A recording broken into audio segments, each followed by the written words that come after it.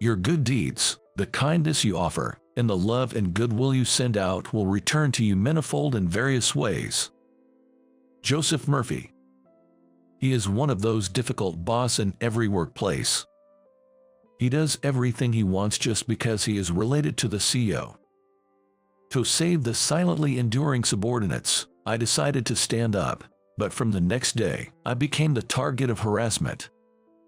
Hey, when do you go to quit? At your age, no one's going to hire you. Looks like a bleak future ahead. What?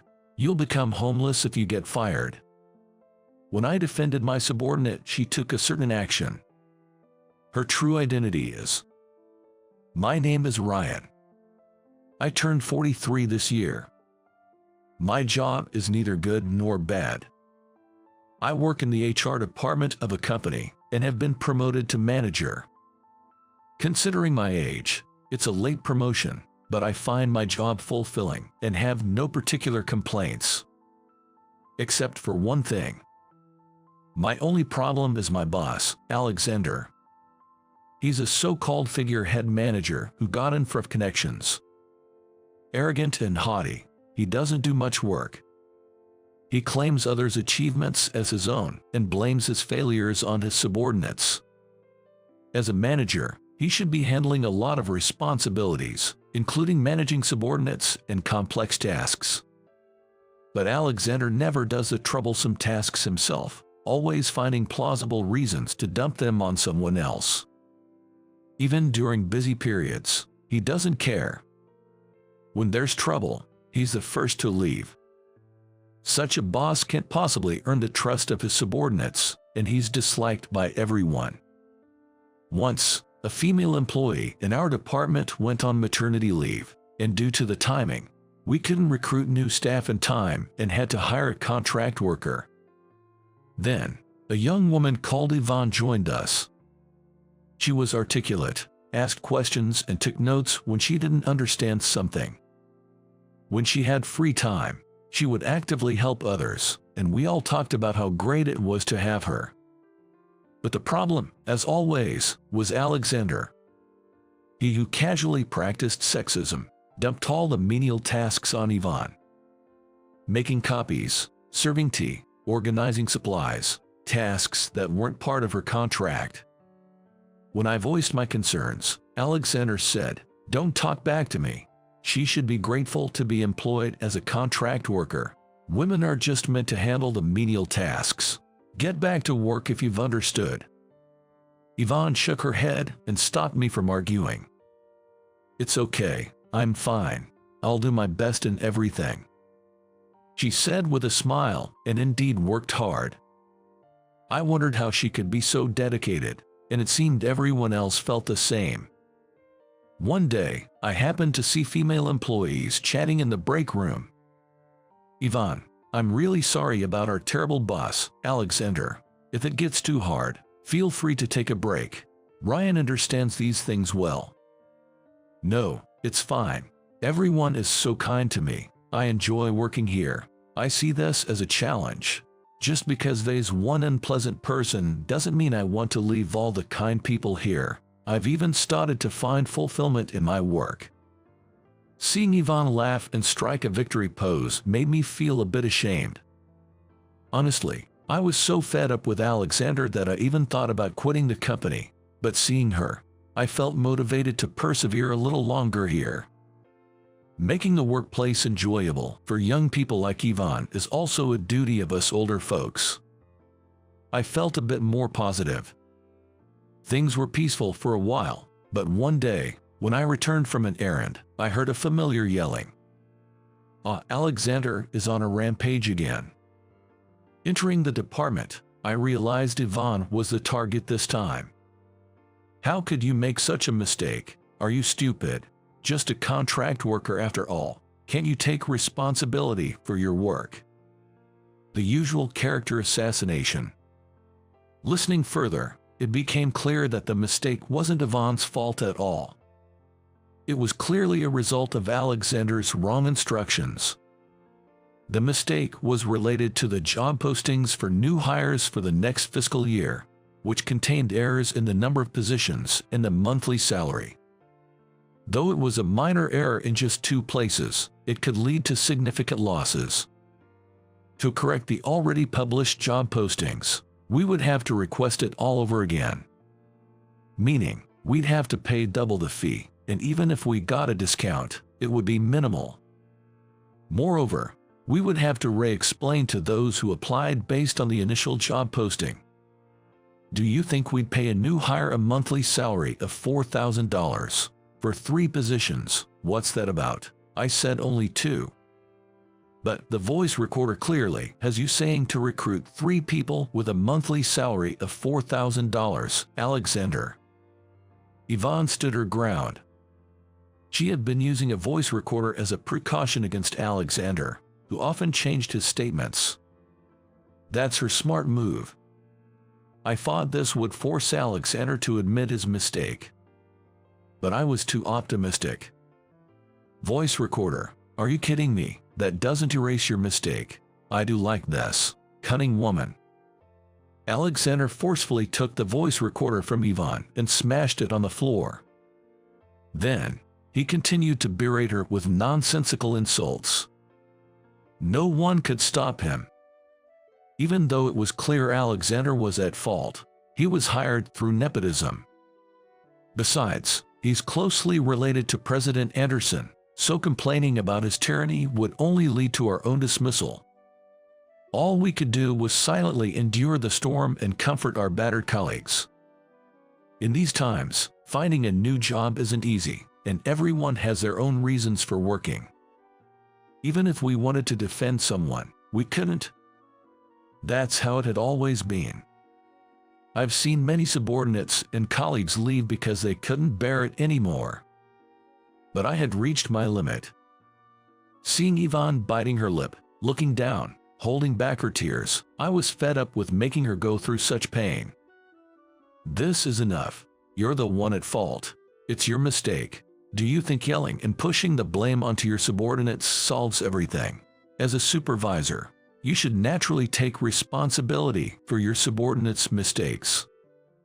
I was ready to quit anyway. I didn't care if I got fired. But I wanted to help Yvonne, who had rekindled my joy in working, before I left. I stepped in between them, determined. Alexander, who had never been confronted before, was taken aback by my imposing stance.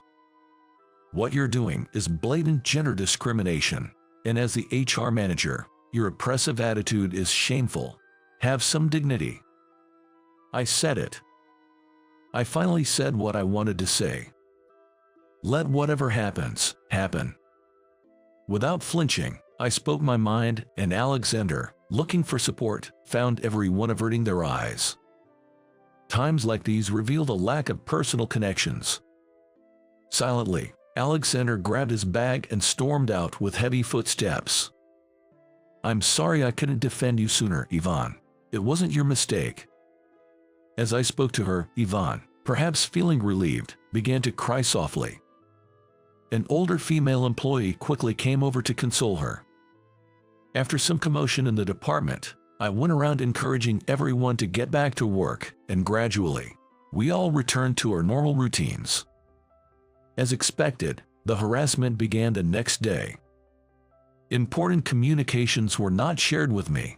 I was informed of false meeting times, and then meetings were held without me, and important documents were shredded. It was so childish that I initially ignored it, but then it escalated to constant sarcastic remarks whenever he opened his mouth. Hey, Ryan, when do you quit? Where do you plan on reapplying? I doubt there's anywhere that would hire someone like you. You're 43, right? What are you going to do? Your future looks bleak.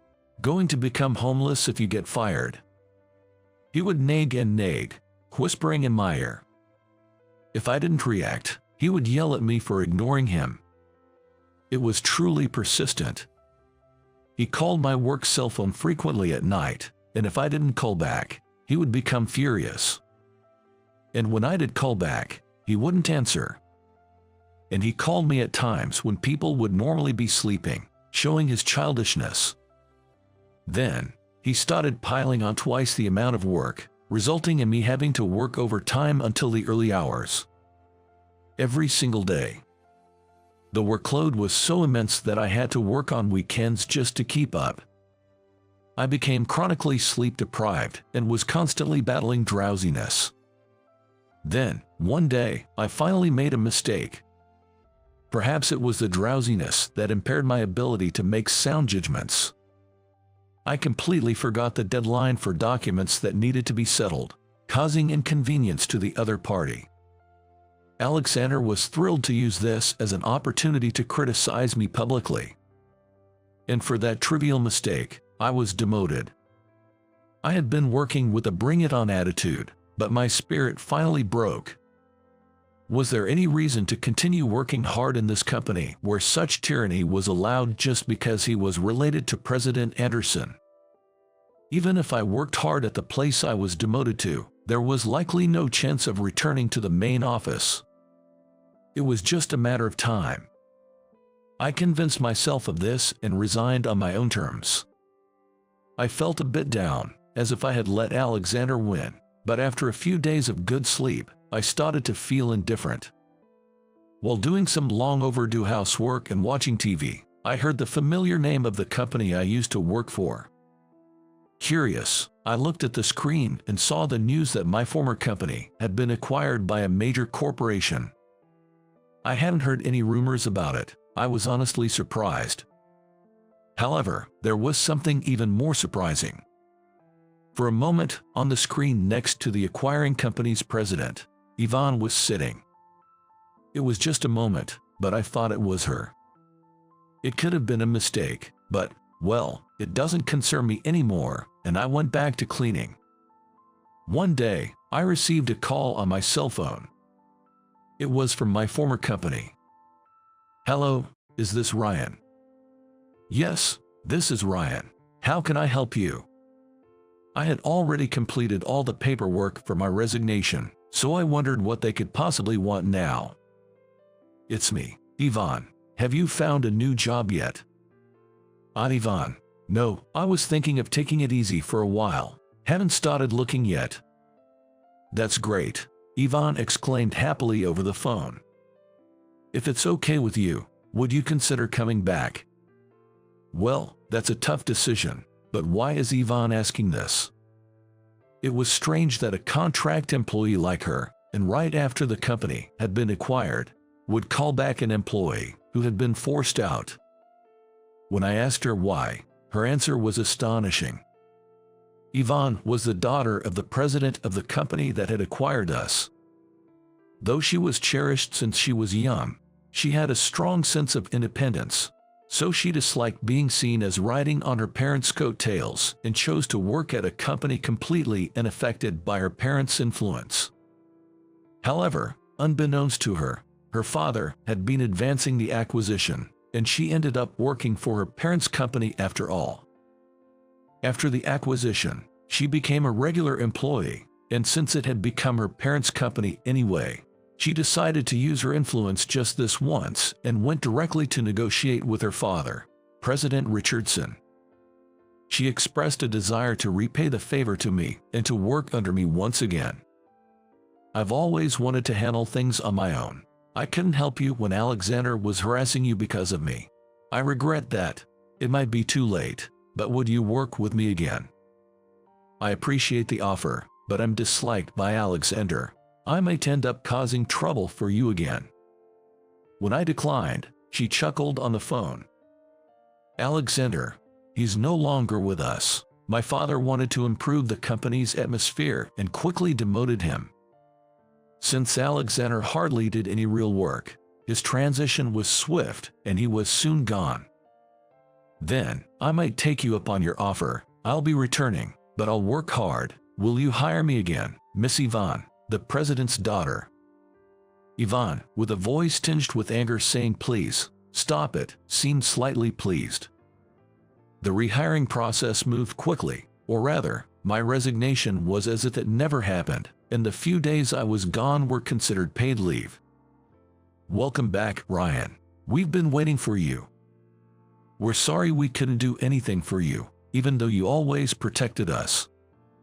Upon returning to the office, everyone welcomed me warmly, just like before. Yvonne also appeared from the crowd. Let me introduce myself again. I'm Yvonne, the president's daughter, but please continue to make good use of me as before. Laughter spilled from those around her as she energetically bowed. Thank you, Yvonne. Because of you, everyone can work comfortably. It's not because of me. It's your popularity, Ryan. I didn't mind being praised.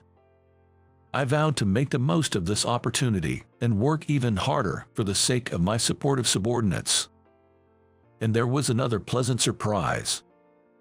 I was soon promoted to department manager. My daughter may cause some trouble, but I ask you a favor. Please don't indulge her, but train her well. There is pressure of president, but that's a separate matter.